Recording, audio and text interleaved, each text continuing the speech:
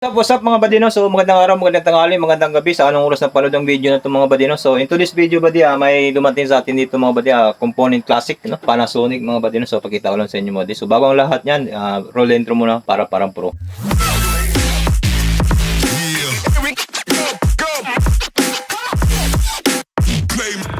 So ayan mga buddy, no? Ayan, Panasonic mga buddy. So bali classic na component to siya mga buddy, no? Pinapayo sa atin. Bali yung problema nga pala nito buddy sa standby power. May power siya dito buddy, pero wala siyang display, no? So standby power yung tawag diyan mga buddy. Standby lang siya, no? So okay, check natin dito buddy. Yan, i-plug in natin.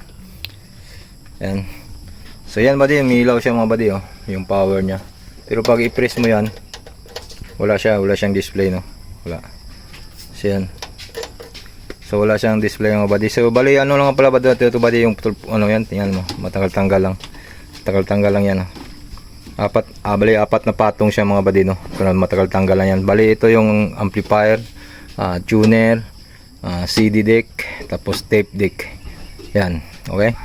So bubuksan natin buddy, check natin kung anong problema niya ng buddy, no. Kasi standby power lang siya mga buddy. May power to buddy kaso standby power lang siya. May ilaw siya red.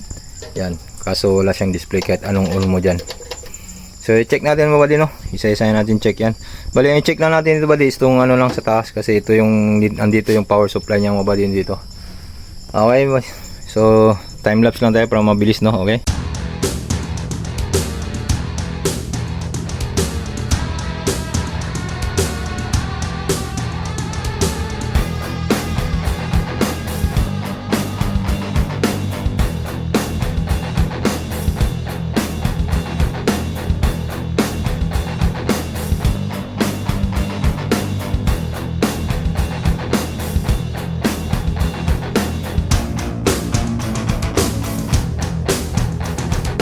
So ito yung laman mga buddy, no, sa loob, no. So sticky pala amplifier niya ito ba? Ampli IC niya. Sticky yung amplifier IC niya, no. Yan. So yan, nabuksan na natin. So troubleshoot muna natin to. Tapos i-update ko na lang kayo kung anong chine-check natin, anong pinilitan natin o anong natin findings, no. So una is visual check muna tayo. Tapos kung okay lahat, kapasitor yan, kung okay lahat, so check na tayo, troubleshoot na tayo, no. So sana maayos natin to, no. So yan, troubleshoot muna tayo mga buddy. Okay, so what's up mga buddy, no. So yan, nagbabalik tayo mga buddy, no. So yan, tapos na tayong mag troubleshoot mga buddy dito sa ating ano, no, standby power na to. So ganito buddy, ginawa ko nung una mga buddy, no. Hinahang natin tong yung sticky, tapos sinisting ulit natin is standby power pa rin, no. So walang pagbabago, standby power pa rin. So tiningnan ko lahat na sa service manual mga buddy.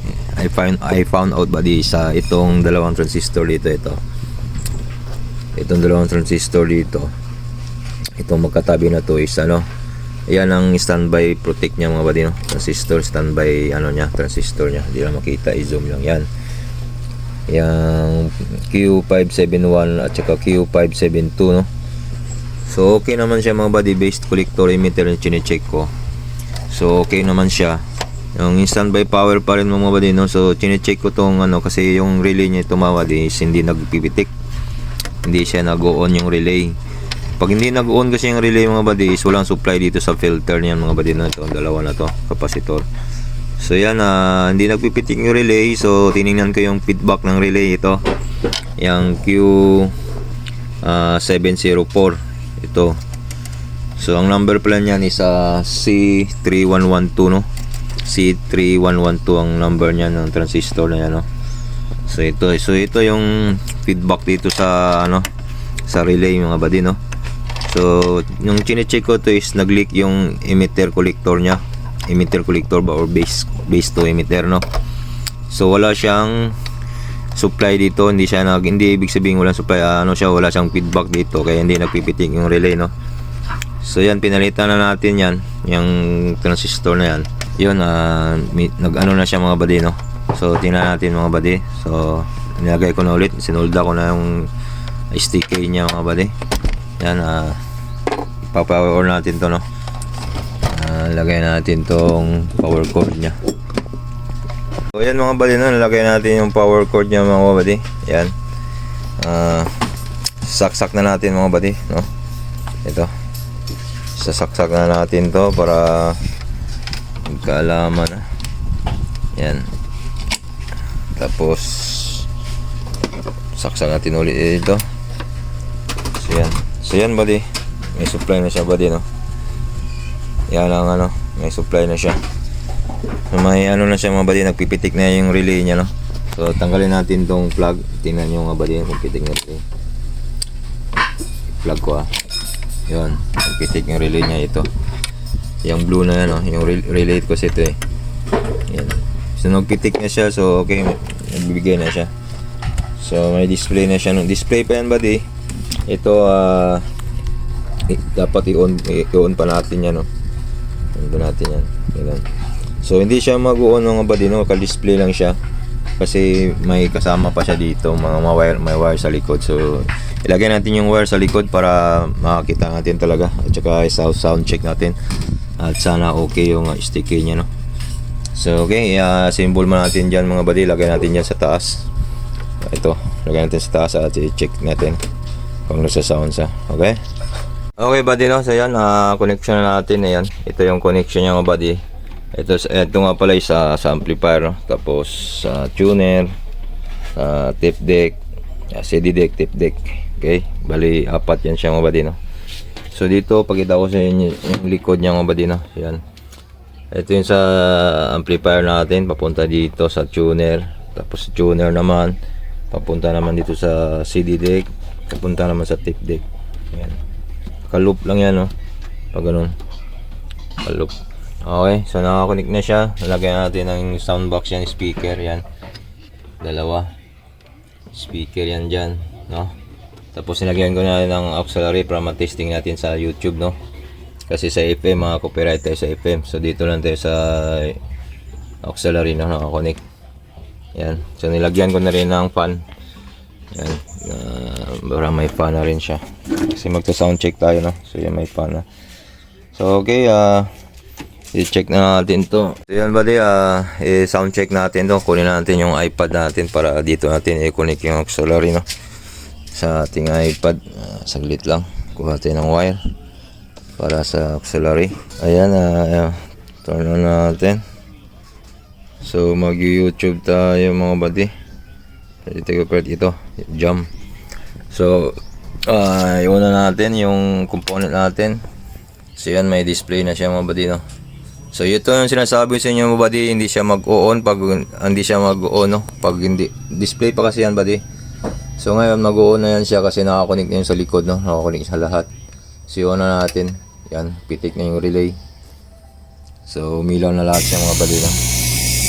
So yan, naka FM siya. So lagay natin sa dito, selector. Lagay natin sa auxiliary.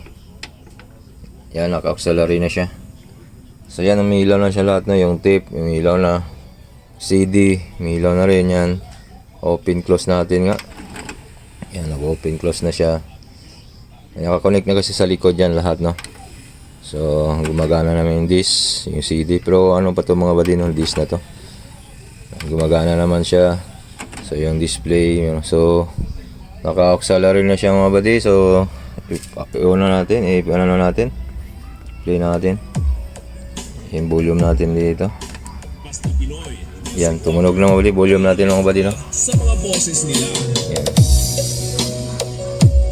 tumunog naman buddy. So ibig sabihin okay yung ibig sabihin okay yung sticky niya buddy. Thank you Lord naman, saka okay yung sticky.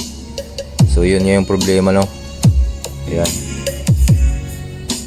ito yung display niya buddy. So lakasan natin buddy para marinig nyo, no?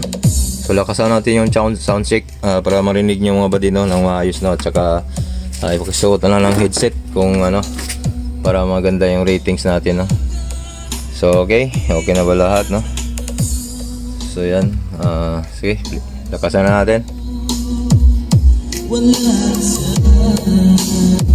You are listening to the music of Pinoy Music Lover.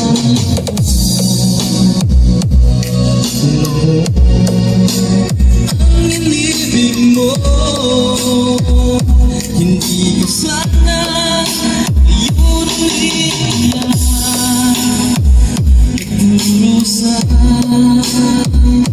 Pinoy Music Lover Song Remix by DJ Destiny Slow Jam Remix. Katulad niya, sinasaktan ka lang. Pinaiiyak lang ako. Sa piling ko ay hinigayat ka. Basta Pinoy Music Lover sa buong mundo. Katulad niya, sinasaktan ka lang. Pinaiiyak lang ako. Sa piling ko ay hinigayat ka. Di ka naluluha pa.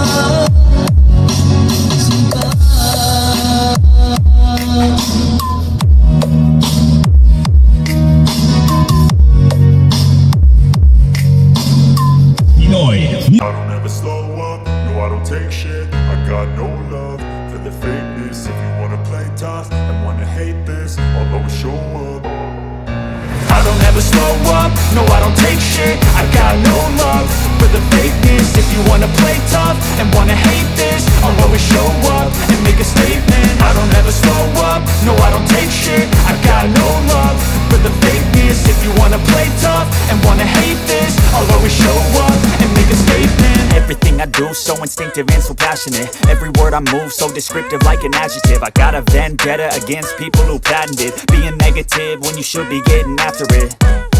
I got facts over tracks, this and that. Spitting slow, spitting fast. I could roast, I could gas. Think I'm okay at last, but I don't know if that can erase all the past. And the pettiness, a reflection of the emptiness. Hilarious, you think you're worth my time, you're delirious. Mysterious, because you hide behind a fake exterior. Inferior, you know I'll always be a bit superior. Get off of me, this ain't no humble brag. I want you to hear words, you can say them back. I want you to feel free from the chains at last, and to believe in what you got, it was built to last, yeah. Now that I've been put through hell, I never got anyone's help. I had to do it all myself.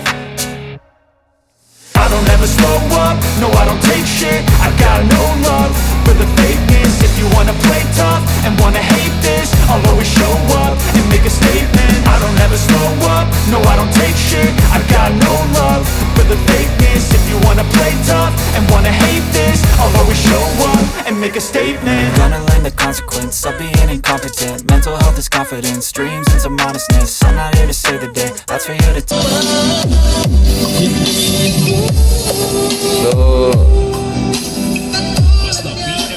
Okay buddy, so yun, narinig natin yung sound check. So okay ang tunog pala nito buddy, ang ganda ng tunog pala nito, no. So pinadrive natin ng Tusundra yung sa baba mga buddy. Tusundra yan sa baba, no, Bass 801. At saka isang component na speaker. Bali dalawa sana i-testing ko dyan, isa. Pero ito lang isa, at saka yung bass doon sa loob, sa baba. So ito at saka yung sa baba, no. So yan, yung tunog niya mga buddy, yung sound check natin buddy. So okay naman siya, tumunog buddy. Napakaganda ng tunog pala nito mga buddy, no. So yan, may kapareho din siya ito buddy, yung classic rin na Technics mga buddy, no. Panasonic din yun mga buddy, no. Yung Technic na brand, pero Panasonic rin yun, no. Gawa ng Panasonic din yun. So okay ito mga buddy, no. So ganda ng tunog pala nito mga buddy. Napakasulit ng tunog nito. So yan, nag-off na rin yung fan niya kasi hininaan na natin, no. Kasi pag volume natin yan, dyan siya mag-trigger, no. Mag-iikot. Okay, so ito yung sticker niya. Okay naman, hindi naman masyadong mainit. Hindi naman siya masyadong mainit, no. So okay, yun lang yung ano na buddy, yung sira niya mga buddy, no. Yung sa ano natin, sa standby power natin na Panasonic na classic na. Ang model pala nito mga buddy sa ito CH505X. Yan ba model yan? Ito yung model CX505X yung model. So okay na mga buddy, no. Yun lang yung sira niya mga buddy, ano, tawag dito, yung sa relay niya, yung feedback niya sa relay, no. Yung standby power niya dito kasi is okay naman, standby transistor niya. So tinitingnan lang natin sa manual yan, sa service manual niya sa internet. Nakita natin yung schematic diagram niyan. Okay, Pero pag ganito naman yung ano nyo mga buddies, huwag nyo nang titingnan yun, diretso na kayo doon. So pag ganito yung sira nyo, ganito yung model nyo. Okay. So what's up mga buddy, no? So yun, no? Yun na yung ano natin buddy, repair natin sa standby power na Panasonic sa CH505X, no? So yun lang yung sira niya buddy, wala nang iba, no? Kasi tumunog naman, okay naman yung sticky amplifier niya. Ganda lang tunog pala nito mga buddy, no? Lalo siguro pag yung box niya talaga, no? Yung sarili niyang box, kaso walang box kasi ito mga buddy. Ito lang yung dinala, no? Ano tawag dito? Unit lang yung dinala niya, so wala siyang box. So ganun lang mga ratings natin buddy, napakaganda ng tunog. Wala akong masabi sa tunog din, maganda rin. Dapat sana may box, no? Para matesting ng mga soundsing natin. Sige lang, sa pag next time, pag may magpa-ayos, padala natin yung box, no? Para marinig talaga natin yung true voice niya, true ano talaga niya, yung totoong ano niya, no? Kasi ibang speaker pinadala natin, so maganda rin yung speaker din kasi yung subwoofer na yun. At saka, pero hindi natin pinagalan kasi sticky yung amplifier nito, pero baka bumigay, no? Nagka-problema tayo. Mahal pa naman yung sticker, tsaka mahirap maghanap ng original na sticker mga buddy, no? So yun na buddy, shoutout mga pala tayo sa ating kaibigan dyan. Nishan din nakasama na, no? Si GPPH Tech. Yan, subscribe din tayo dun. So yan, sa manapadaan, please subscribe sa ating YouTube channel. Sa lahat ng mga electronics technician din, subscribe din tayo dun. Yun, para magtutulungan lang tayo mga buddy, no? Kasi makakuha tayo ng mga ideas kanila, idea sa atin, ganun. Sharing lang tayo ng mga idea mga buddy ng mga technician. So yan, sa mga newbies, yun, please subscribe para may mga matutunan pa tayong susunod na video, yun. At click nyo rin yung notification bell para updated tayo sa ating next video, no? So yun na mga buddy, shoutout lahat sa mga subscribers natin. Siyempre, hindi natin malimutan yung subscribers natin. Sila yung tumutulong talaga sa atin, no? Kahit konti lang tayo mga subscribers natin, pero at least, no, nandyan sila. So yun, pag may katanungan kayo sa ating video na to, please comment sa baba. Sagutin natin agad-agad yung mga buddy, walang problema pag hindi tayo busy, no? Pag hindi lang tayo busy, sagutin tayo agad yan kasi nag-check tayo sa ating YouTube studio. Para kita natin doon mga comments doon. Yun, no? So thank you so much for watching mga buddy. Please subscribe. So, God bless. Peace yo. Bye-bye.